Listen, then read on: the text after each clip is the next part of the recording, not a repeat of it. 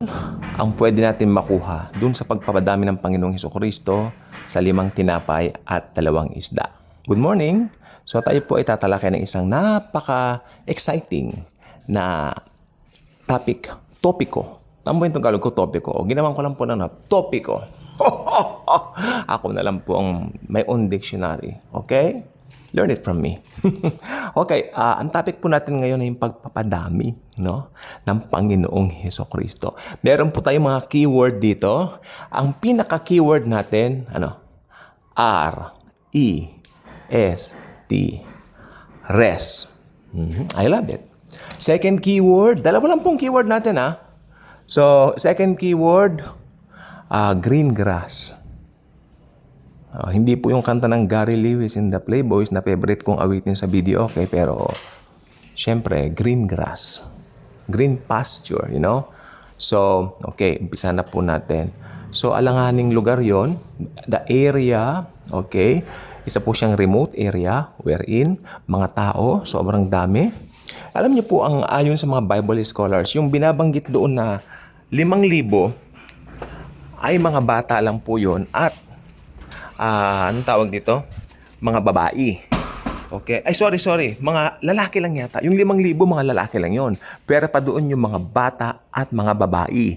So, overall, mga nasa, sabi nung magaling na scholar, nasa 12,000 people lahat. All over nandoon sa remote area na yon just to see Jesus.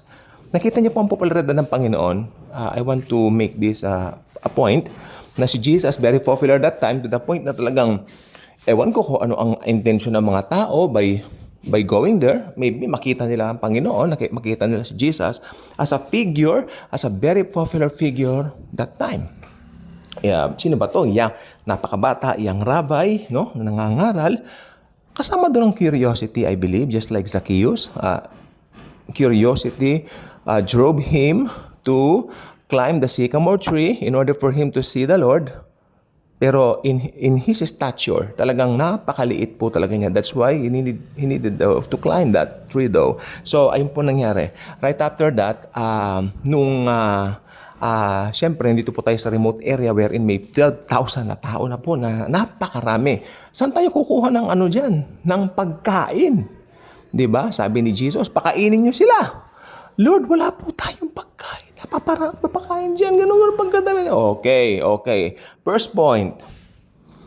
Sabi ni Jesus, makinig po sabi ni Jesus sa kanila, pakainin ninyo sila. Sino yung nagsalita? Si Jesus. Anong respond nila? Panginoon, maski magtrabaho pa tayo ng gano'n, hindi kakasya para pakainin lahat to. Okay. First point. Ano ang first point natin? Sige nga po. What is the first point? Magulo yung aso eh. First point. They forgot kung sino yung kasama nila. They forgot sino yung kasama nila. Ganon din po ba tayo minsan? Pag meron tayong mga problema, overwhelmed na tayo, o nagwawala na tayo, nagdadabog na tayo, nabubuisit tayo, nabubusga na tayo. Nakakalimutan natin, hey, Jesus is with us. Especially kung Kristiyano ka na. Of course, you do not have to forget the Lord. Diba? You need to always remember, sino ka kay Jesus? Forgiven, blessed forevermore. Secured, eternally secured. Yan tayo Yan tayo sa Panginoong Hesukristo not unless nakalimutan mo. Okay, first point. Okay. So, during that time, may nag-recommend kay Jesus, di ba, sabi nga ng mga disciple, Panginoon, ganito man magtrabaho man, ganun. So, kung pagkain ng mga taong yan, hindi natin mapapakain lahat yan. So, ayun na po ang kanilang conclusion. First point, nakalimutan nilang kasama nila si Jesus. Second point, dumating po yung bata, di ba? Ayun, meron pong bata pala dito. Meron siya 5 bread, 2 fish. Okay, meron 5 tinapay siya, tsaka 2 fish, yung isda. Okay. So, right after that, sabi ni Jesus, nasaan ang mga pagkain? Akin na. Nilagay nila sa kamay ni Jesus, pero may sinabi si Jesus, pasok na tayo sa second point. Yung second point natin, ang second point po natin dito, ito po yung sinabi kong unang point kanina. Rest. Diba? Sabi niya, rest. Sabi niya ganon, Itong ginamit niyang term. Hindi niya ginamit yung term na rest. Pero sabi niya, tell the people to sit down. Yung sitting down, it represents rest. Di ba? It pictures rest. You are resting while the Lord is doing something, di ba? And He is about to do something during that time. O, basta ang alam na ng mga tao, pinaupo sila. Makinig po tayong mabuti. Importante po to. Sa mga problema natin ngayon, sa mga kung ano anik-anik yan, mag-rest lang po tayo. Paano tayo magre-rest? Simple lang po. Ang resting para sa akin ay trusting Jesus in everything and in every way. You don't have to put it in mind na lagi kang nai-stress dahil ayaw ng Panginoon na nai-stress ka. Ang gusto ni Jesus, lagi kang cool, lagi kang kalmante, kalmado in every situation. So you are resting. Lalo na po sa atin, we are resting in the finished work of Christ dahil tapos na po lahat sa Kalbaryo. Amen. Binayaran na ni Jesus lahat ng kasalanan natin. We are resting that we are eternally secured. Hindi tayo pwedeng pasukan ng mga espiritu ng condemnation na ibinabato ng ibang mga rehilyon sa atin. Na mga under the law pa din sila. Okay? We are resting in Jesus alone. So napakahalaga niyan. Pangalawang point natin, rest. Pero, di ba? Yun. Naka-rest lang. Tapos, saan sila pinaupo? Sa green pasture. Green pasture. Pero dalawa lang talaga sinamap ko rito, yung resting at saka nakaupo sila sa green pasture. 'Di ba? Sa green grass. Pinaupo sila doon sa green grass. Amen. Tayo po mga Kristiyano, alam po ba ninyo, may sasabihin po ako sa inyo. Tayo po mga Kristiyano, kailanman hindi pinababayaan ni Lord Jesus. Jesus will always make it a point na ang kanyang mga anak ay super blessed, abounding, kumpara sa mga hindi mananampalataya. Nakita po ba ninyo, okay, I want you to make a comparison of yourself. You're a Christian. I'm talking to a Christian here. I want you now to compare yourself to non-Christians. Ibang-iba.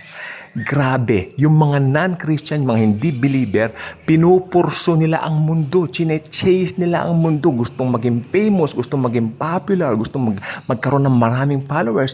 Pero tayo, we only follow Jesus and yet tayo ang nable-bless. Sila kahit anong gawin nila, hindi sila blessed. In the absence of Jesus, in the absence of the Lord in their lives, they are not blessed. Not until makilala nila si Jesus. Tahasan ko yung sasabihin. Lantaran ko yung sasabihin. We are blessed. Kaya I want you to compare your life. You're a Christian. Compare your life sa hindi mananampalataya. Ang layo. Dahil sa atin, may kapayapaan tayo ni Jesus Christ. Amen? Sa atin, meron tayong pag-ibig sa kapwa. Dahil sabi ni Jesus, love one another. Although yung context noon, love one another talaga, I believe yung context po talaga noon sa mga believers. Mahalin mo mga tao sa paligid mo, yes, check. Pero mas mahalin mo ang mga believers. Mahalin mo mga born-again Christians na kagaya natin. Mag-i-bless mo yung alam mong mga medyo may pinagdadaanan sa buhay na born-again. Ayoko sabihin naghihirap, walang naghihirap na born-again Christian. Wala. Iniingatan niya ni Jesus. Makikita mo ang tao. Okay, let me cite you an example. Yung mga hindi born again yung mukha nila, maski magaganda sila. Ako wala na akong babanggitin na no naming names dito sa ating vlog channel. Pero may napansin ako dun sa mga ibang sikat na artista nung bata sila, magaganda, mapuputi, mga mistisa. Pero ngayon matanda, mga edad 40 na, walang glory ang mga mukha. Knowing na hindi sila born again Christian. Pero yung mga born-again Christians na, tingnan nyo yung mga artista, Catriona Gray, ang ganda pa rin. Oh. Nagkakaedad na rin yan. Lalo si Ami Austria, napakaganda. Ang dami ng pinagdaan niya, maganda pa rin. Miss Connie Reyes, Miss Dina Bonnevie, maganda pa rin. Gary V, sino magsasabing si Gary V ay 62 years old na? Am I right? 62. Tama ba ako? Baka nga 63 pa eh. Para lang siyang 30 years old. Ayan ang sinasabi ko eh. Ayan ang sinasabi ko. Si Princess Punsalan, maganda pa rin. Pero yung mga iba, 40 years old lang.